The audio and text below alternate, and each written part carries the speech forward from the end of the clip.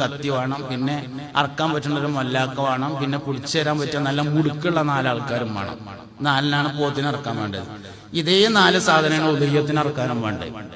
നല്ല ഉദയ്യത്തിന് പറ്റുന്ന ഒരു മൃഗം വേണം, പിന്നെ നല്ല മൂർച്ചുള്ള ഒരു കത്തി വേണം, അറക്കാൻ പറ്റിയ ഒരാൾ വേണം, പിടിച്ചു തരാൻ പറ്റിയ ആൾക്കാരും വേണം. രണ്ടിനും ഒന്ന് തന്നെയാണ്. വെള്ളിയാഴ്ചത്തെ പോത്തിനറവും ഉദയ്യത്തിന്റെ അറവിനും വേണ്ട സാധനങ്ങൾ ഒന്നാണ്. രണ്ടും തമ്മിൽ വേർതിരിയുന്നത് എവിടെയാണ്? ഇബ്രാഹിം അലൈഹിസ്സലാം ഇസ്മായിൽ അലൈഹിസ്സലാമിനെ അറുക്കാൻ വേണ്ടി കൊണ്ടുപോയ താരീഖ് ഉറക്കുന്നിടത്താണ് രണ്ടും തമ്മിൽ വേർതിരിയുന്നത്. ഈ താരീഖുകൾ കൽബിൽ ഉറപ്പിക്കാൻ നമുക്ക് കഴിയാന്നുള്ളതാണ്.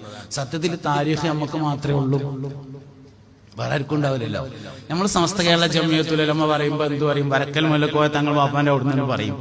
ജമാഅത്തേര് പുതിയ തീരുമാനം അവരുടെ സ്ഥാപന ചരിത്രം ഇനി പറയരുത് എന്നാണ്. നിങ്ങൾ കേട്ടിട്ടുണ്ടാവുമല്ലോ. ഇനി പറയരുത് എന്നാണ്. കാരണം അത് പ്രശ്നമാണ് എന്നുള്ളതാണ്. വഹാബികള് റഷീദ് റിളയുടെയോ മുഹമ്മദ് അബ്ദയുടെയോ